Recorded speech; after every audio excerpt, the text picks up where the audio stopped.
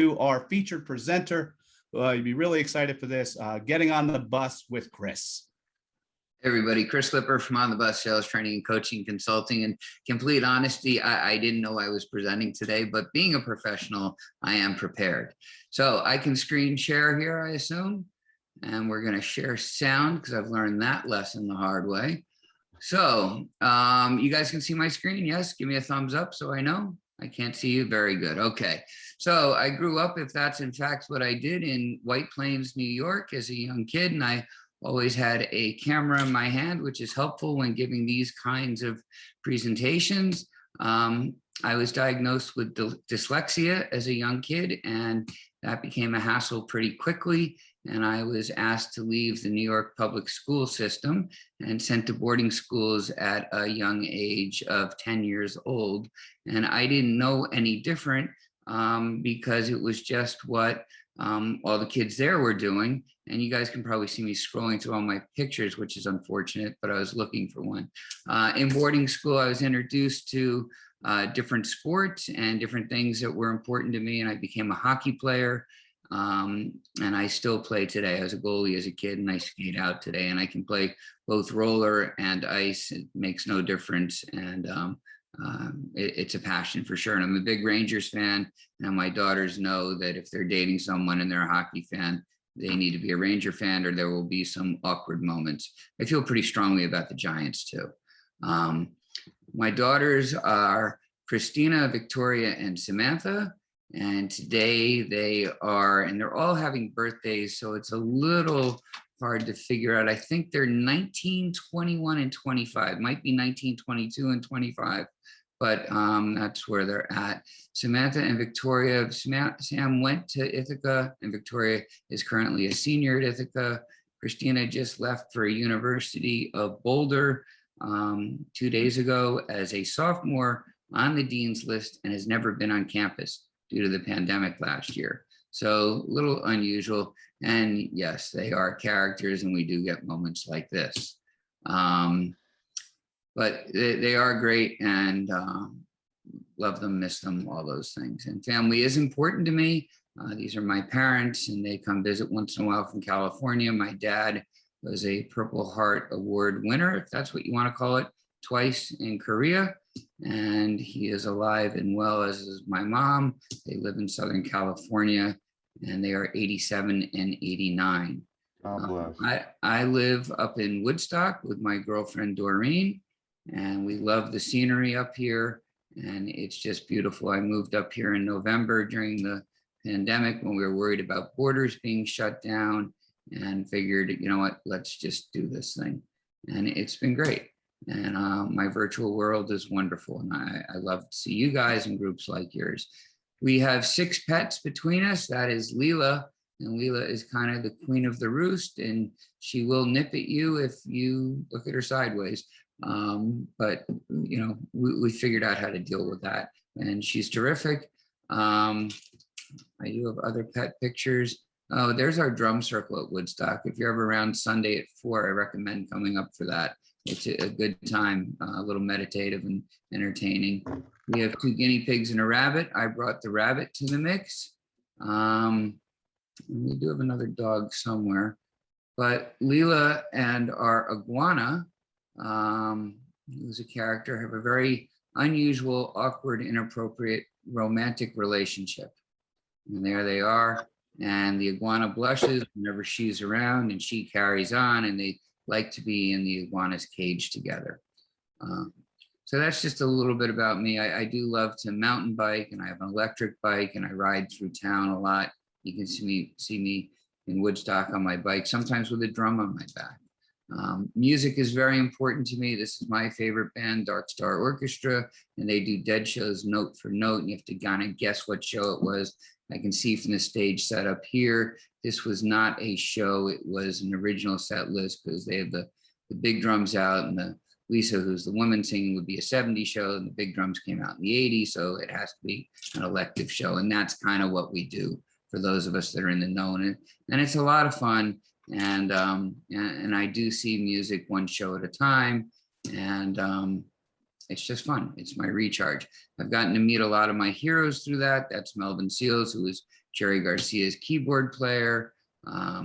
That's Michael Falzerano, who was in Hot Tuna for 10 years and the New Riders for 15.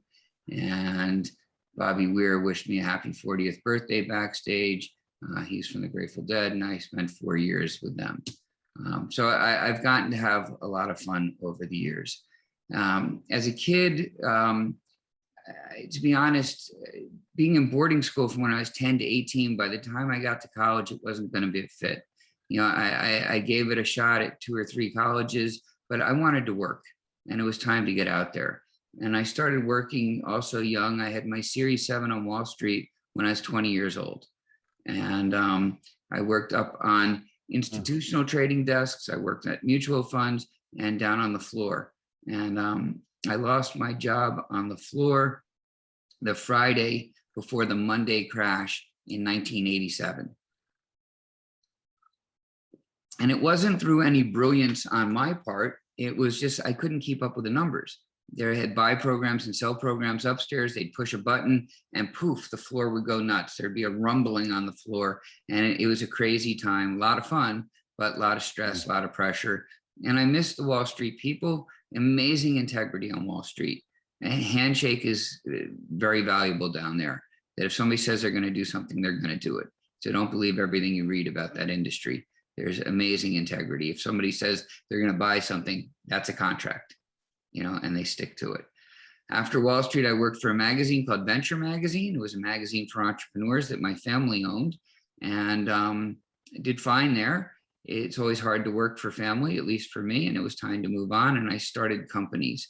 And I had a marketing company for a while, a sports company where I'd sold tennis rackets at country clubs. And the problem was I would always sell more than the companies could make. It happened at an embroidery company, and they were the world's oldest and largest, but my orders wouldn't get filled because they couldn't get it done in the time frame. And it was troublesome.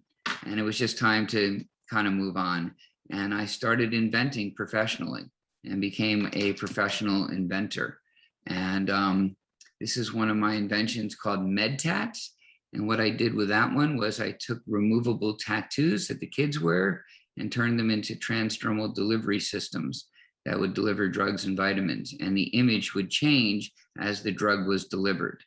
And so if we were doing a birth control patch for a woman with a 1-week time release, we could have an image of a rose with 7 petals, and it would lose a petal a day. The FDA found out what we were doing, got very involved, and pressured me. They invited me to come down to Washington for what's known as a pre-IND meeting. You meet with 40 guys in white coats, and they started pressuring me to work on fentanyl. And I didn't want to do fentanyl. And they kind of put the screws to me, and I kept saying no. It was a class 3 narcotic, not my thing. And I was manufacturing in China. How do you get the raw form from here to there and back? And just logistical nightmare. But all of a sudden I started having problems at the patent office, which I'd never had before. So I stopped inventing and started coaching different business owners and started On the Bus. And On the Bus originally started, I was a member of an organization called TAB, the Alternative Board, wonderful company, wonderful organization for the owners, where we coached business owners.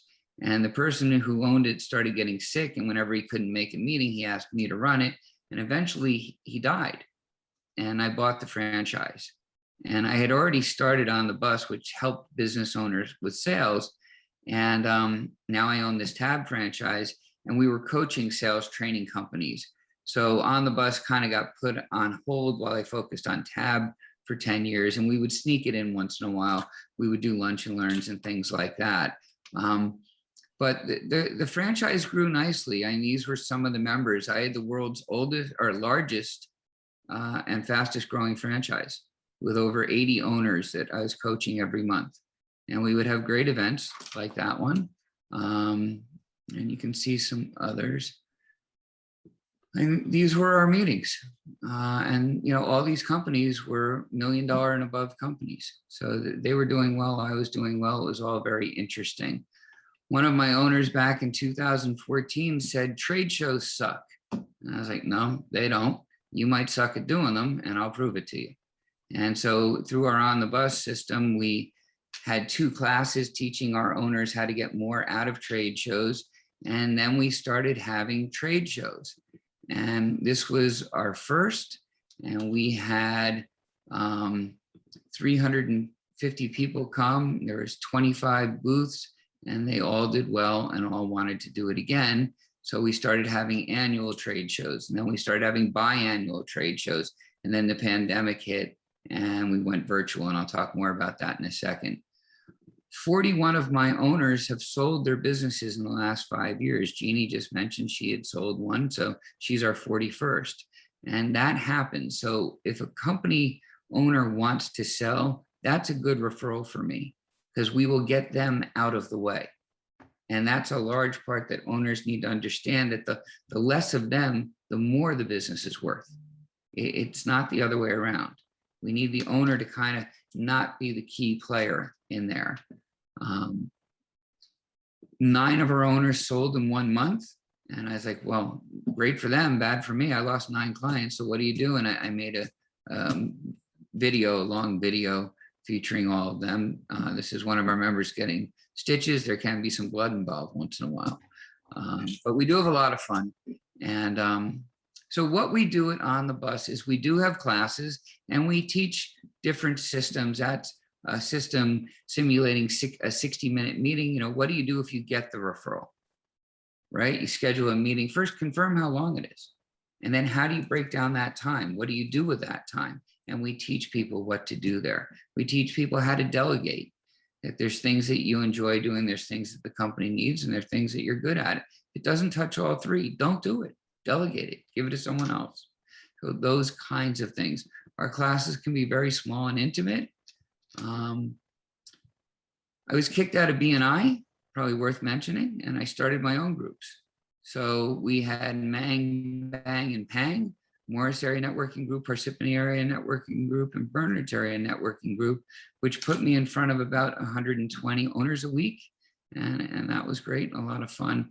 Today, everything is virtual. And the thing that I want to talk about today are our virtual trade shows, because we have one coming up on September 22nd and 24th. It's a 2-day show. The 22nd will run from 2 to 5. Then we shut down all the booths and have a big networking event from 5 to 5:30. And we've done this before, and that's the networking event. That's one page of it. It works out really well. So here was a ribbon cutting at one of our booths. And I will tell you that it feels like a live show.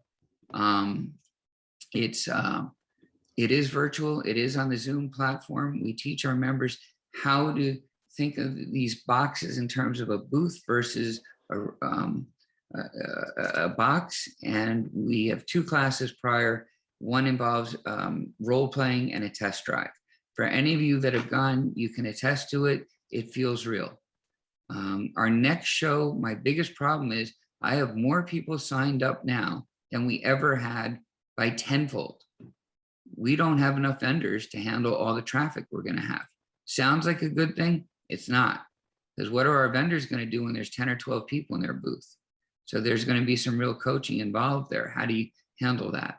So we already have 40 people signed up. Normally at this point, we'd have 4. I've been networking all over the place, not just in this country, and finding amazing events.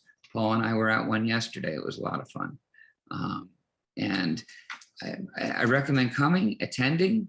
If you know somebody who wants to exhibit, that wants to reach small business owners, primarily in New Jersey. It's New Jersey and New York are where the exhibitors are from. All of our exhibitors have the right to also present. We have 3 presentation rooms that run all day. We have 2 tech rooms. So if anybody has a problem, we have techs on site. We have a directory room. So if somebody wants to see where the booths are and what's happening, they go there. We have a presentation schedule room. We have a greeting room with a video teaching people how to do this stuff. So we've kind of got this all figured out. This is our 5th one this year. So we've done a lot of these, and we have another one coming up on December 3rd. It's exciting, it's interesting, it's innovative. Our average stay of attendees is 103 minutes. And that's at a 3-hour show. So people always say, I'm only staying for 10 minutes. 2 hours later, they're still there. Yeah, it's just unbelievable. And it's fun. And business gets done. All of our exhibitors, with the exception of 2, have exhibited before, multiple times. Randy can tell you at the last show, they had 3 booths.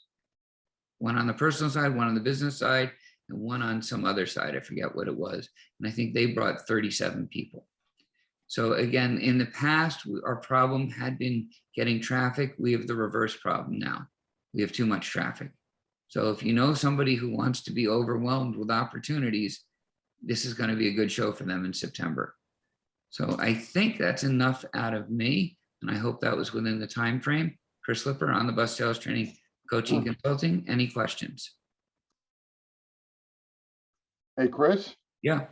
usually when we talk about hot tuna, there's a word we put in between words. I'm sorry. Usually I've never called them hot tuna. There's usually another word starting with F between hot and tuna. Okay, so you know, where's my picture with me and Yorma?